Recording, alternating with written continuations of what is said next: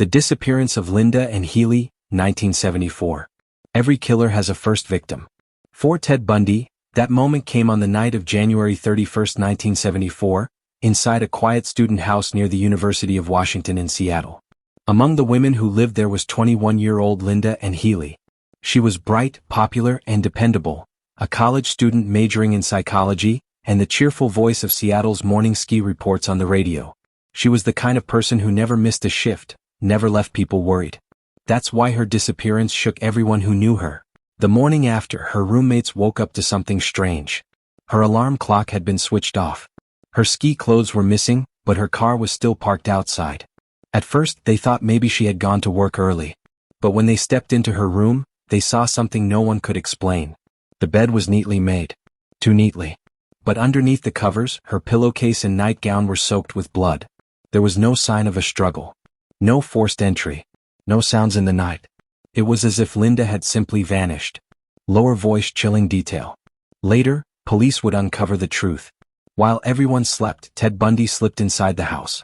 He crept into Linda's room and struck her on the head with a blunt object, most likely a crowbar. She never woke up. Calmly, he wrapped her in the bloody sheets, carried her through the house while her roommates slept only feet away, and loaded her body into his car. In one night, Ted Bundy had crossed the line, from fantasy to murder. Slight pause, investigative tone. Police were baffled. There were no clues, no witnesses, nothing to go on. For weeks, her face appeared on missing posters across Seattle. Her family begged for answers, her friends hoped for a miracle. But investigators knew this wasn't a runaway. This was something darker. Still, no one imagined what Bundy was really capable of. Months later, hikers stumbled across a horrifying discovery in the woods of Taylor Mountain. Scattered among the trees were the skeletal remains of several women who had gone missing. Among them was Linda and Healy. This was Bundy's first known murder, and it was only the beginning, because what came next was even worse. The abduction of Janice Ott and Denise Naslund, Lake Sammamish, 1974. By the summer of 1974, women across Washington state were quietly terrified. Students were disappearing, one after another, without explanation. The police had no suspect, no evidence, and no answers. But on July 14, 1974, Ted Bundy committed one of his boldest and most disturbing crimes, not in darkness but in broad daylight, in front of thousands of people. It was a sunny Sunday afternoon at Lake Sammamish State Park, near Seattle. Families were barbecuing, kids were playing in the water, and crowds of young women were enjoying the warm day. In the middle of it all, Bundy was hunting. But unlike before, he didn't sneak in through windows or strike in the dead of night. That day he walked through the park in plain sight, wearing a fake cast on his arm, pretending to be injured. He introduced himself politely, using his real name. "Hi, I'm Ted." He approached several women throughout the day, asking for help loading his sailboat onto his car. Most turned him down, uneasy about the stranger with his arm in a sling. But two women, Janice Ott, a 23-year-old probation caseworker, and later, Denise Naslund, a 19-year-old college student, each agreed to help. Witnesses remember seeing Janice leave with him around noon. Hours later, Denise disappeared the exact same way. Neither woman ever came back. Two abductions in the middle of the day from a park filled with thousands of people. Bundy had managed to lure them away without a single scream, without raising suspicion. For investigators, it was a nightmare. Eyewitnesses reported a handsome man with a sling, driving a tan Volkswagen Beetle. The name, Ted, came up again and again. But even with those details, police still couldn't find him. Months later, searchers discovered their remains in the woods of Issaquah, not far from Taylor Mountain, the same dumping ground where Bundy had left other victims. It wasn't just the brutality of this crime that horrified the public. It was the confidence.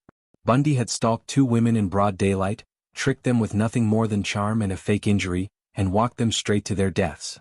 Lake Sammamish made one thing clear: Ted Bundy wasn't just a killer in the shadows. He could blend into crowds, gain trust, and strike without anyone realizing until it was too late. And as terrifying as that was, what Bundy did next would prove he was growing even bolder and even more violent. The Chi Omega sorority house attack, Florida, 1978. By the winter of 1978, Ted Bundy was a fugitive. He had already escaped custody twice, slipping through cracks in the system. Now he was hiding in Florida under a stolen identity. But freedom only gave him more time to feed his hunger for violence. And on one January night, inside a college sorority house, Bundy unleashed one of the most disturbing attacks in American history.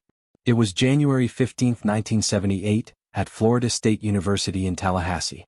The women of the Chi Omega sorority house had just come back from parties, movie nights, and late dinners. By 2:45 a.m., the house was quiet. Most of the students were asleep. But downstairs, Ted Bundy had slipped inside.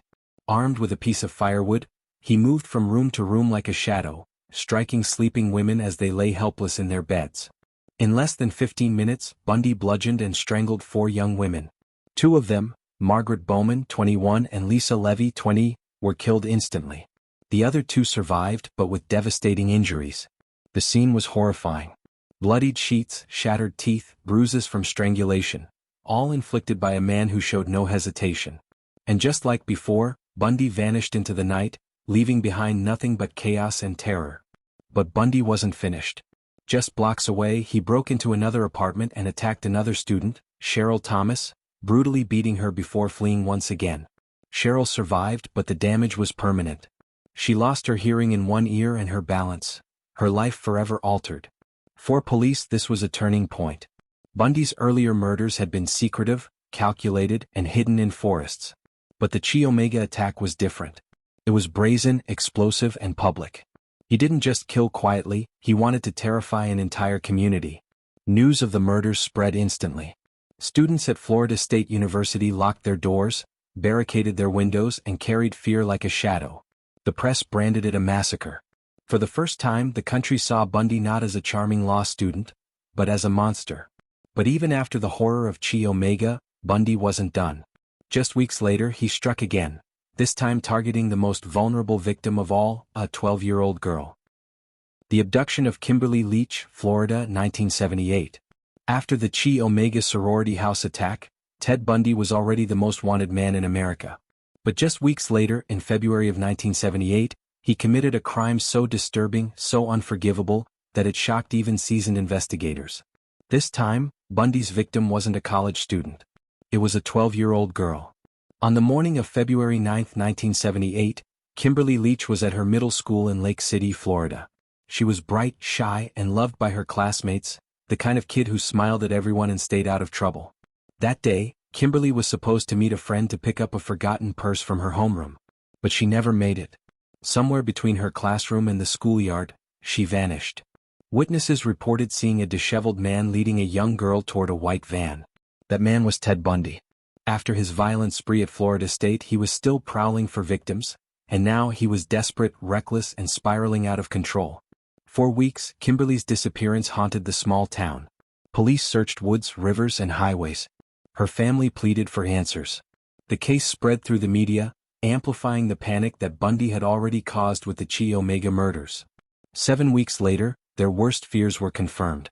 Kimberly's remains were found in a remote wooded area near Sewanee River State Park. She had been assaulted and murdered. The discovery devastated her community. This was no longer the story of a serial killer targeting women in their 20s. This was the story of a predator with no boundaries, no conscience, and no limit to his cruelty. For investigators, Kimberly's murder was the nail in the coffin. When Bundy was finally arrested weeks later, prosecutors used her case as one of the central pillars in court. Unlike his other crimes, this one carried a special weight, because it proved Bundy wasn't just dangerous, he was a true monster. Kimberly Leach would be Ted Bundy's final confirmed victim. But before his capture, Bundy had already left behind a trail of terror stretching across multiple states, dozens of families, and countless broken lives. And yet, his final crime wasn't about violence alone. It was about justice, and the trial that finally exposed him for what he really was. The trial of Ted Bundy and his final murders exposed, 1979. By 1979, Ted Bundy's reign of terror was finally coming to an end.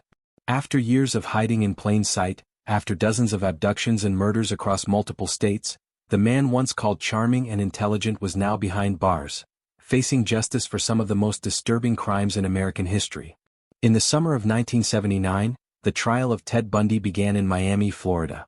The charges: the Chi Omega sorority murders and the brutal attack on Cheryl Thomas. But this was no ordinary trial. For the first time in American history, a murder trial was broadcast live on national television. Millions of people tuned in. The world was finally seeing Bundy not as a mysterious suspect, but as a man, shackled, accused, and fighting for his life. Bundy, ever the manipulator, chose to represent himself in court. He cross-examined witnesses, argued with the judge, and performed for the cameras. To some, he still appeared intelligent, even charming. But behind the mask, the evidence was overwhelming. Witnesses placed him at the Chi Omega house. Bite mark evidence on Lisa Levy's body matched Bundy's teeth. Survivors pointed him out in the courtroom. The truth was undeniable. Ted Bundy was the killer. In July of 1979, the jury delivered its verdict: guilty of murder in the first degree. Bundy was sentenced to death for the Chi Omega killings. Later, in 1980, he was tried again for the abduction and murder of 12-year-old Kimberly Leach, and once more he was found guilty and given a second death sentence.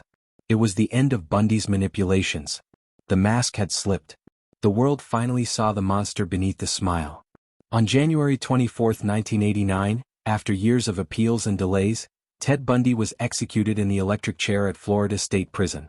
Outside the prison gates, crowds of people cheered, holding signs that read, "Burn, Bundy, burn." For some, his death brought closure. For others, no punishment could erase the horror he left behind. By the end, Bundy confessed to at least 30 murders across 7 states. But experts believe the true number could be far higher. Some say 50. Others 100. The exact number may never be known. What we do know is this: Ted Bundy's story isn't just about a serial killer. It's about how evil can hide in plain sight. How a man who looked ordinary, even charming, could carry out some of the most disturbing crimes in American history. These were 5 of the most disturbing crimes of Ted Bundy, a man whose name still sends chills decades later. If this story left you shaken, you're not alone. Bundy's legacy is a grim reminder that monsters don't always look like monsters. Sometimes they smile. Sometimes they're the person you least expect. Thank you for watching. Stay safe, stay aware, and remember, evil often hides where we least expect it.